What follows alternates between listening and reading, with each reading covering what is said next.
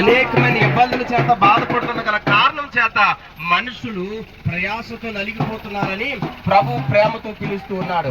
కనుక ప్రియ దేవుని బిడ్డలారా, ఈ ప్రేమను అంగీకరించి ఎంతమంది అయితే వస్తారో, ఈ ప్రేమను అంగీకరించి ప్రియ దేవుని బిడ్డలారా ఎంతమంది అయితే ఆయన నమ్ముకుంటూ ఉంటారో, ప్రియ దేవుని బిడ్డలారా దేవుని యొక్క వాక్యం తెలియజేస్తుంది, నమ్మి బాప్తిసం పొందిన వాడు రక్షింపబడును, నమ్మని ప్రతి వానికి శిక్ష విధించబడును తెలియజేస్తుంది. కనుక ప్రియ దేవుని బిడ్డలారా, నమ్మని నీవు ధన్యురాలుగా పిలువబడతావు, యేసయ్య ముద్దుబిడ్డగా పిలువబడతాము, యేసయ్య రాజ్యములు వారసత్వం నీకు ఉంటది. కనుక ఈ మాటలు అంగీకరించిన మీరందరి యొక్క రక్షణ కొరకే మన్యముల మహాగణుడి యొక్క స్వార్థ బృందం ద్వారా మీ మధ్యలోనికి రావడం జరిగింది. కనుక ఈ మాటలు అంగీకరించిన మీరందరూ కూడా దీవించబడాలని, ఆశీర్వదించబడాలని ప్రేమతో తెలియజేస్తున్నాం. మరి మీ కొరకై చిన్న ప్రార్థన చేస్తాము. ఈ మాటలు విన్న మీరు నాతో పాటు ప్రార్థనలు ఏకీభవించండి. పరిశుద్ధుడా, గొప్ప దేవుడా, నీ పరిశుద్ధమైన ఘనమైన ఉన్నతమైన నామాన్ని బట్టి వందనాలు.